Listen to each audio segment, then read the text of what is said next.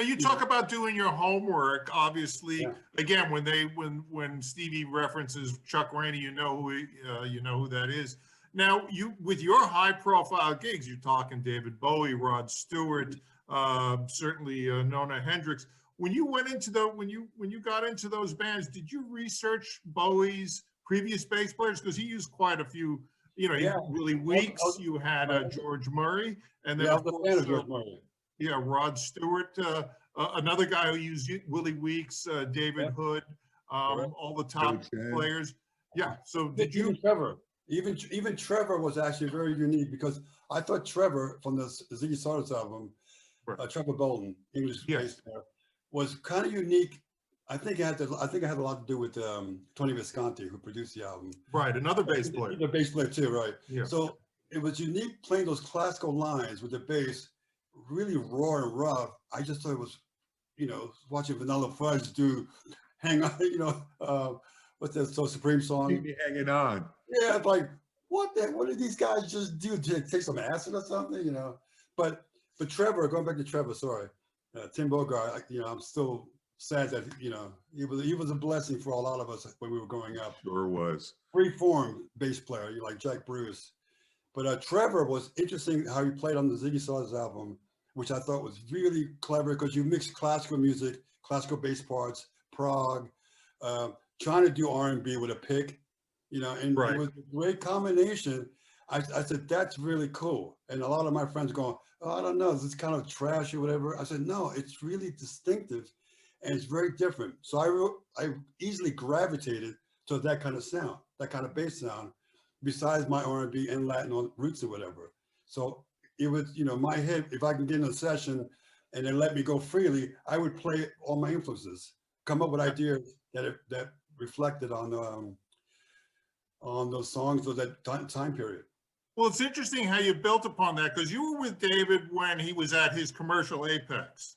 The big hit records. Now, since he's passed, a lot of archival material has come out. One of the things that really blew me away was you're playing on the Glass Spider tour, because I'm listening to that and I had seen that tour, but you're doing a lot of melodic chord extensions. You're doing all sorts of different harmonies, especially on tracks like Rebel Rebel, which was Herbie Flowers, and of course Cracked Actor, which was Trevor. Was Bowie the type of band leader that let you go for it, that didn't sort of dictate what you had to do?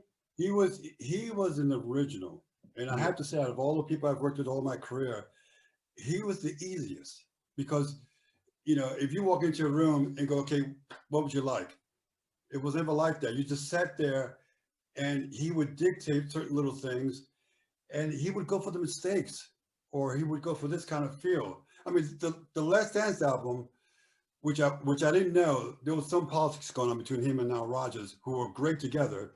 Yeah. But he was making sure that, I think he was making sure that Chic didn't play on the whole album. Right. So it wouldn't sound like a Sister Sledge or Right. Madonna or whatever at that time period, and use different guys, use organic guys, which is handpicked by us, Omar Key, myself, Tony Thompson, Right. and the tracks they were really small skeletons of ideas. I'm going, okay, we're gonna have to put a lot of meat on this shit, And so we just kind of went, like Let's Dance was a very small bass line that Now was coming up with. It sounded like almost like a Chic groove. And if it was cool by them, they would have kept it. But obviously I could hear, again, the melodic, the F sharp, the melodic notes going across it or whatever, just kind of to build up on it. And at the time, Omar and I were into the Gap Band. It was the 80s. And that we wanted to make like a stomp, big stomp, don't drop the bomb on me, it had that kind of a stomp effect to it. And I just filled up the line better, all the way across to the F sharp, which wasn't there, or the fourth, which wasn't there. So well, I got to tell you, I never thought of it about the Gap Band and Chic, but it's definitely true. But think about this, Carmine. If anyone in the country, even around the world, if you go, let's dance, everyone's going to know, bum, ba-dum, bum, bum. I know. It's fucking legendary. Yeah. And again, it's a simple line because it's just jump, jump, jump, jump, jump, jump, jump, jump, all in between the beats. Da da da da da da boom, ga-dum, gum, gum. You know, it just had that kind of that 70s kind of a groove going into Yeah. the 80s. You know, it's just Yeah. which we couldn't let go. But Dave was like, yes, you know, this is great. And at that point in time, it was just Niles, Bernard, I know, sorry, Niles, Omar, myself, the keyboard player. It was very raw. I mean, very, very spacious. I mean, it's like going, what else is coming in? This, you know, I don't know if I'm going to be in the way of horn players or background singers. Right. So it was really minimalism.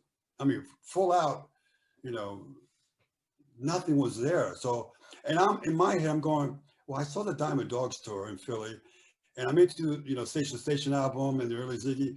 You know, I'm hoping I'm able to create something that would be lasting, not knowing that it would come out that way.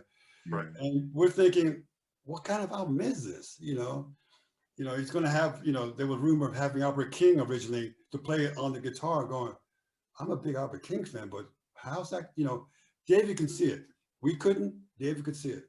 He saw the bigger picture of doing the contrast, which is David's amazing. You know, and David as a painter and artist, absolutely fabulous. But you know, also, Carmen, that you were talking at the dawn of MTV, and it was important not only to play good but to look good. And I remember your costuming and your get up for Blue Jean. I don't know if you still have those Well, trousers from Blue Jean. But well, what about I the have performance aspect? Go ahead. I still have the Serrano from the series Moonlight Tour in '83, which I gave to my grandmother because my grandma loved it. Okay. And I had to wear sandals, but you can't rock around sandals properly, you know. But the outfit was great. We were South Pacific pirates, basically. Yes. You know, with the Roman ruins in the background, series Moonlight Tour, and it was interesting because it didn't bother me being, you know, being part of a theater, which is really what it's all about. Right. You know? And it didn't bother me being a part of that, being a part of any of that stuff. Same thing with the Glass Spider. Was a combination of street thugs, you know, street neighborhoods, kind of a thing, coming down of a spider, giving these babies. It was always very conceptual, and I always like conceptual stuff because of the prog band. So it was very easy for me to adapt. I know there's a lot of other bass players or other musicians who go, no, I'm not going to go there. You know, this is my look. Fuck you. It's not about you. It's about the whole thing. Right. You know, Exactly. sorry.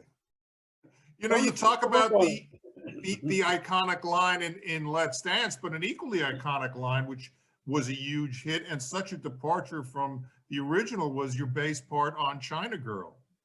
Yeah. Now that's actually a really good story.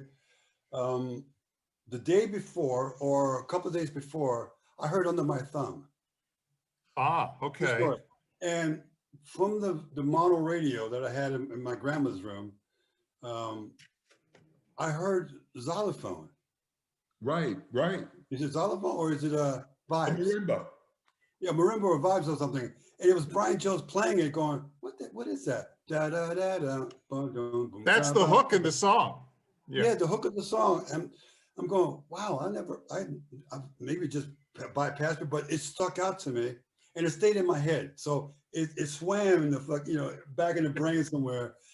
And when we were working on China Girl, which I never heard the original, the Iggy Pop song. It's a punky song on the original.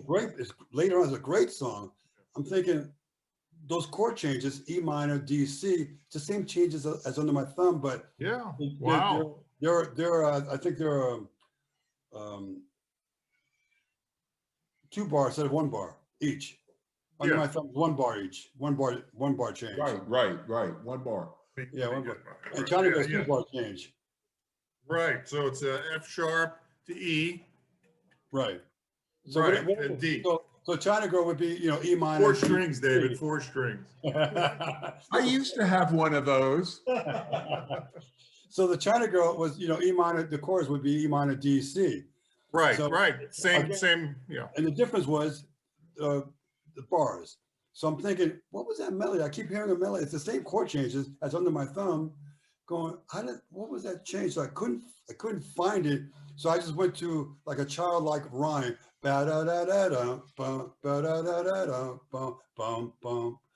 And that came up that line, and then right away you can hear David and I go, whoa, wait a minute, whoa. Shit, I shouldn't have played that, you know? And David goes, do that again, you know, play it again. But yeah, so I just came up with a childlike rhyme influenced by the Brian Jones lick. That's you know, however that works in your head. Yeah. I was hearing the same chord changes, trying to figure out what he was doing on the marimba or vibe he was playing. Yeah, because I think Wyman and Brian Jones are almost playing in unison, kind of in that. Yeah, kind of, yes. Yeah. And it's a great line because it was like a lead line, but never expecting that bass line to be the lead line for China Girl. You know, he just picked up the vibe or the marimba that day. Oh, no way. Yeah, there's stories that Brian would go into recording sessions and pick something up and start playing it. I mean, he would play everything pretty much, you know, Yeah. the sitar stuff. I mean, what a great asset to have in a band.